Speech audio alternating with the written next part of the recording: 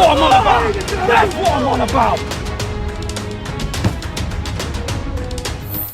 How we doing, guys? Welcome to DT's Daily. Now on today's show we're going to take a look back at all of last night's Europa League games.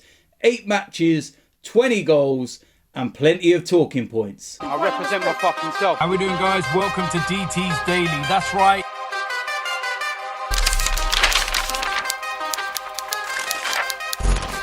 So of course last night was the top European competition, the Europa League. Thursday night football, you cannot beat it. But yeah, it's getting to that part of the competition where things get a little bit serious. The teams left in the competition are more easier to pronounce. And yeah, there's some good games in there. So we're going to have a look at the games and some few talking points and plenty of goals. First game was Ajax against Young Boys. And you've got to say that's tie over already. 3-0 to Ajax. No away goals conceded. 3-0 leads.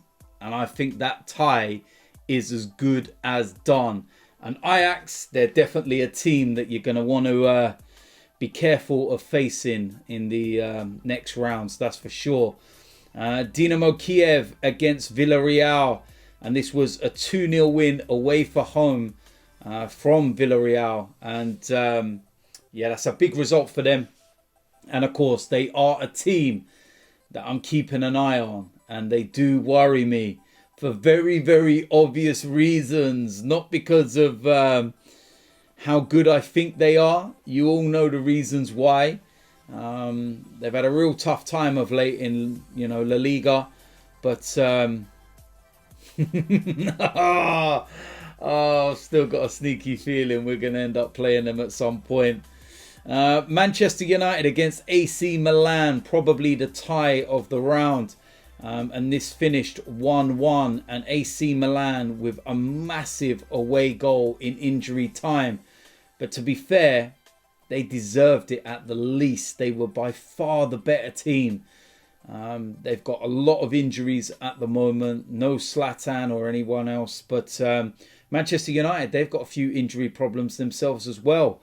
But they actually took the lead in this game. Milan did have a goal disallowed in the first half. And you were sitting there scratching your head as to why it was disallowed. Because it didn't look like handball to me. But yeah, it was one of those where Manchester United could have actually got away from, you know, the game with a victory. And I don't think that it would have been deserved, but they would have looked at that and said, wow, unbelievable. Let's get out of here. 1-0, no away goal conceded, job done. And then literally the 92nd minute corner comes in and they score. And Dean Henderson will not want to see the replays of that. I don't know what he was trying to do, be a bit fancy and get that save and tip it over the bar, but he got it completely and utterly wrong. And it looked like he had jelly wrists. And concedes the goal. And it's advantage Milan. Despite Manchester United's great away form, Milan would be pretty happy with that. And it's the least they deserve, like I said. Slavia Prague 1-1 against Rangers. And I think Rangers will be happy with this. Good result for them. Especially after all their celebrations over the last few days. And, you know, clinching the league title and everything else. Could have been a little bit difficult to get their mind back on the game. But they did.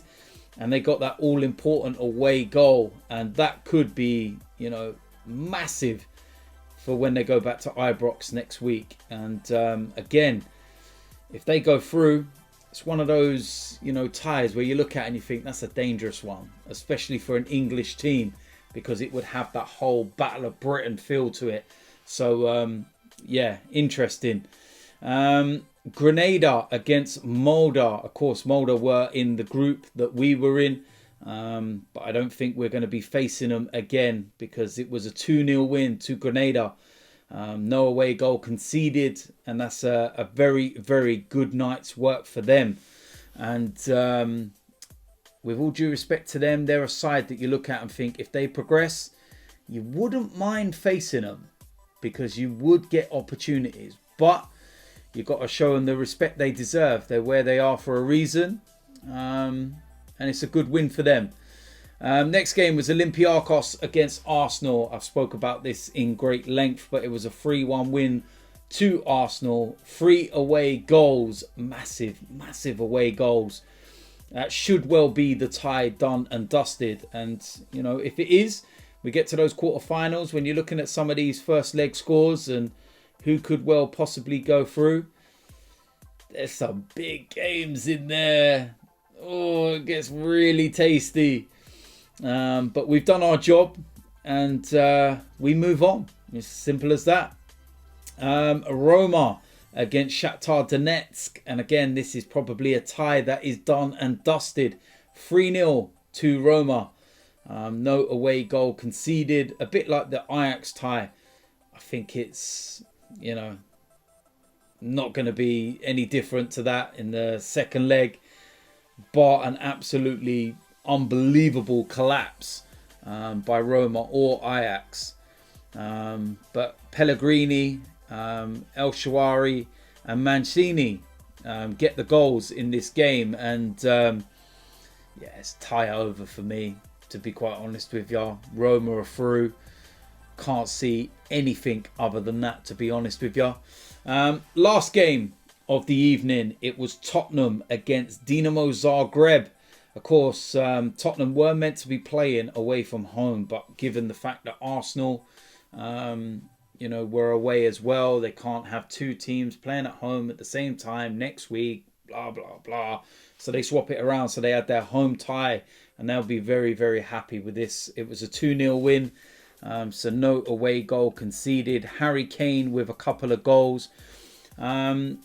Now, there might be some images or question marks about Harry Kane, because he was taken off and he was seen with a ice pack, it looked like, on his knee. It looked heavily, you know, strapped up. But what I would say to this is, as an Arsenal fan, don't get your hopes up. Harry Kane is not going to miss the North London derby. Harry Kane could lose his limbs and he would still find a way of playing against Arsenal. It's just not going to happen. There's nothing of any significance to his injury at all, as far as I can see. I think it would be very Mourinho-like for him to come out to say that he's, you know, a bit of a bad knock and he's a doubt for Sunday's game. Because that's what he likes to do. Play mind games. Get in your head. And start to think, oh, Harry Kane's injured. He might not be available. And then miraculously on Sunday, he's in the starting 11. Let's just deal with the fact that he's playing on Sunday. And you're going to have to stop him if you want to win the game. Because he's on form at the moment. And like I said, another 2 goals from him. So there we go. That is the scores from the Europa League. It was some good games in there. I've watched some of the highlights of the other games and seen what was going on. Of course, I watched the Manchester United game because that was before the Arsenal one. And I wasn't really impressed by Manchester United. I felt the forward line for AC Milan didn't impress me. Maybe if they had Zlatan playing, then they would have won this game quite comfortably. So that game's up in the balance. I think Ajax, they're already through. Same as Roma. I think Tottenham are already through. Arsenal as well. Granada. Slavia, Prague and Rangers. The Manchester United one, of course, is in the balance. And Villarreal, I think they're already through. So pretty straightforward. But you never know. There might be a few surprises next week in the second legs. But we will wait and see what happens. So there we go. That is it for today's DT's Daily. As usual, let me know in the comment section what you think about today's topics. If you're new around here, hit the subscribe button, smash a like on this video, and I will see you lot soon. I'm out of here.